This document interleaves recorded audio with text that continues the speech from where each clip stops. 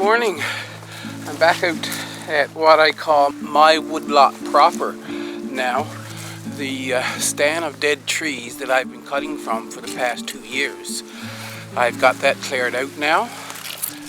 That was a ways down, and I decided that I'd take you along with me here and just show you the area and point out a couple of trees that I'm going to be cutting down to get a load of wood now. I've caught up on my firewood collection, and so I just need to get about a trailer load of wood, a quad trailer.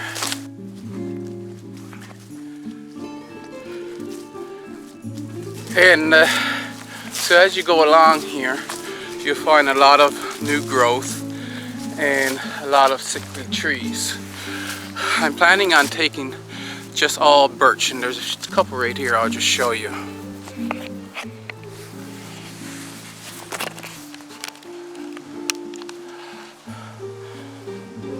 So you see this one, he's pretty much dead.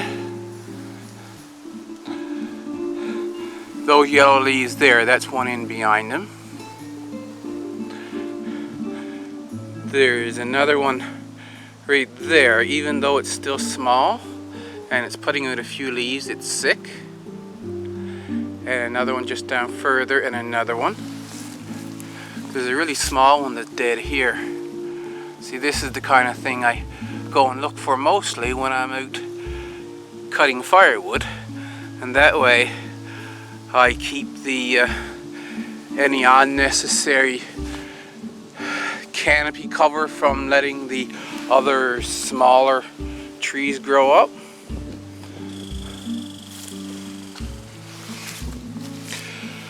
Normally, back at the beginning of this video, you've probably seen a glimpse of my quad. That was where the turnaround was, but the trail continues on, and I didn't get a good place to make a turnaround out here. With just a quad, easy enough. But I'm wondering if I could go down there and make a turnaround. I don't know. It's going to be a little difficult getting back up the hill maybe. In the next few weeks I might try that.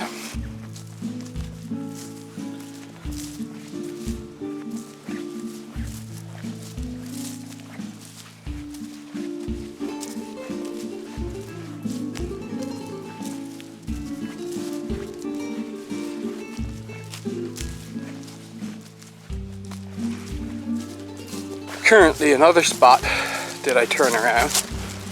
I come in here with the quad and I drive up here, on up the trailer, then I turn around the quad and I bring it back here. Then I got to manually turn around the trailer and reconnect it to the quad.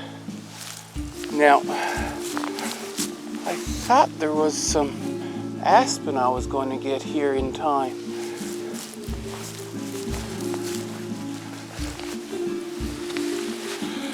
If you look up there, there's also some old trees. See, when you get on the bank like this, and this is why I can't do it when the snow is on the ground. This will be very dangerous while the snow is on the ground, but without snow I can go up that bank and I can get these sickly trees out of there. And there's an aspen there that's basically dead. I thought there was some bigger ones here that were old and sickly. Maybe they're further down.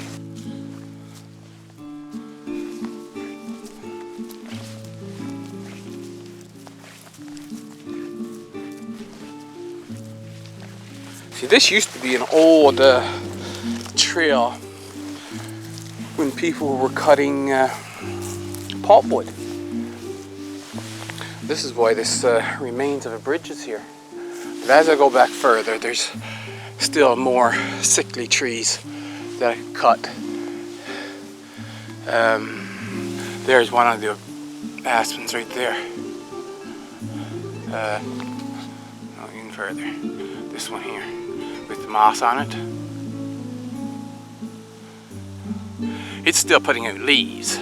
It's alive, but it doesn't have much life left in it. So I cut that down and let the other trees grow up.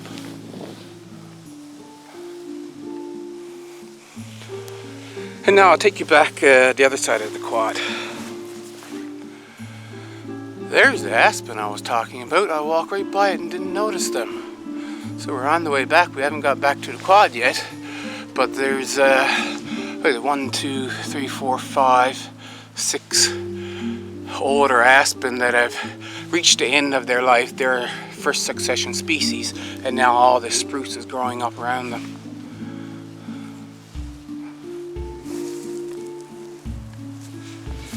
See, this was the original turnaround my father and I made. I'll go around it backwards now.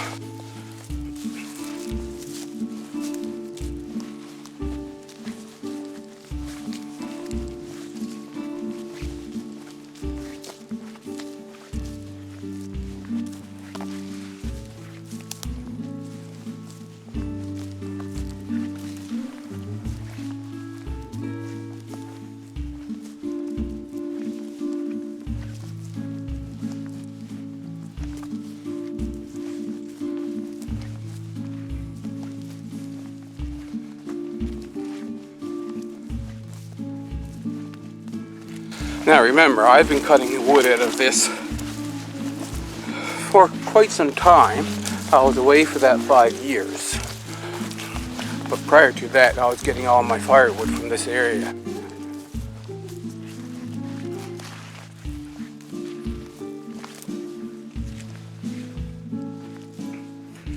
And you can see how all the young trees have grown up from the places that I cut out the other sickly and dead wood and windfalls, that kind of thing.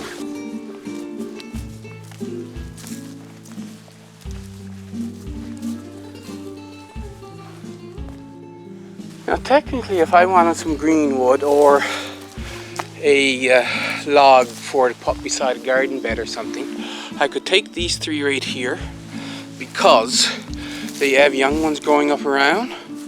So I could take these down and let these faster trees grow up.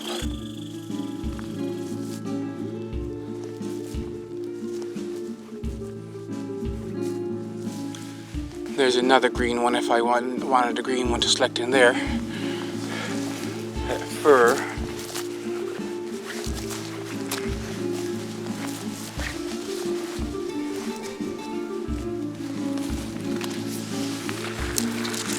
See how they start to go when they're getting old and sickly.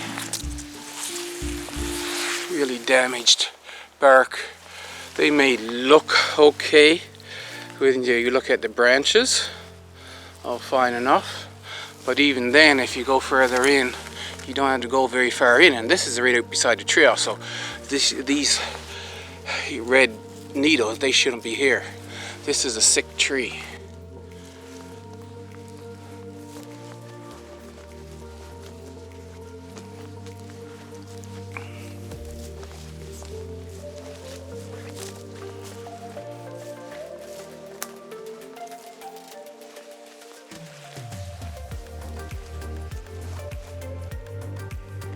I'm glad I've taken you here and showed you around, because I myself am realizing that, yes, I've gotten back into a area now where I can really do some fine woodlot maintenance.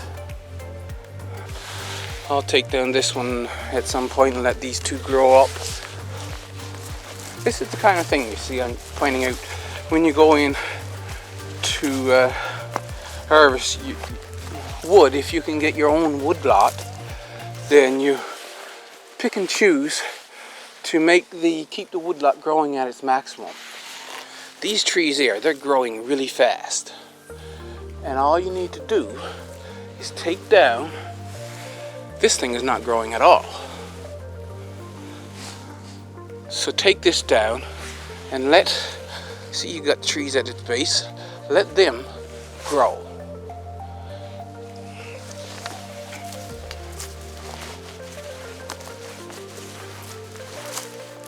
I was a bit behind on the wood, so I kind of pushed it, and I found this little drop of tall spindly trees here, and I've caught up now, but I cut out a few trees here, and then I take the branches and I pile them here as an habitat pile.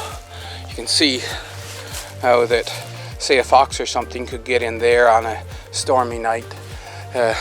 Other small mammals could go in, birds could go into this. That's the one good thing about putting branches up in a pile. The other thing is you don't have a area just spread out over of dry, fire hazard, tripping hazard. I mean, not only for a human going through there, there's the moose and that as well, right? So you keep your woodlot as a good habitat for animals, growing at its max, and something that you're not going to injure yourself when you're trying to walk around there. I'm out near the beginning of the trail now, out past where I cut wood. There's some cabins just down through the trees there, so this is why I stopped my woodlot back in about 100 feet from here. But somebody came here and they clear cut this area, just grabbed what they wanted. I'm walking through here now. I'm going to come by and see if this wood is good. I think the next time I come out I'm going to check that. But you see all these branches sticking up here. Won't take much of a spark in August to set all this stuff on fire. And I'm having a hard time getting around there.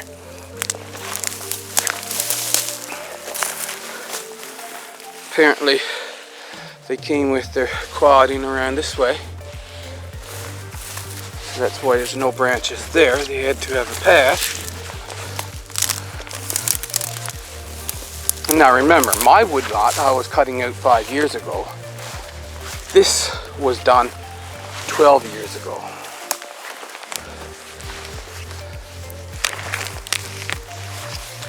And these young trees are just starting to grow in the last couple of years. Whereas over at a well-managed woodlot, you've got thousands of trees. They're all growing up.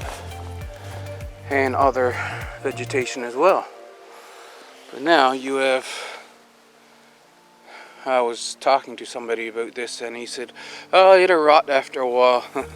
How long you think this stuff sticking up in the air like that is going to take to rot? That's a fire hazard for a long time. And as well, like I said, the moose, the foxes, they're not going to want to be going over across this stuff.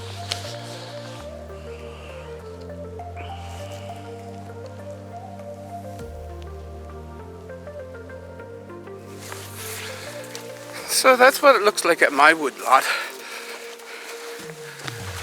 And you're going to go now and cut those few birch that I pointed out and see if I can get a trailer load of birch now. When I get back, then I can just throw it off, and when I get spruce I can mix the two together, you see.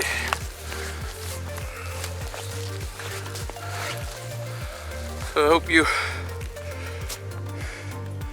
enjoyed this view of the woods on October the 25th, 2019. It's cloudy. Raining.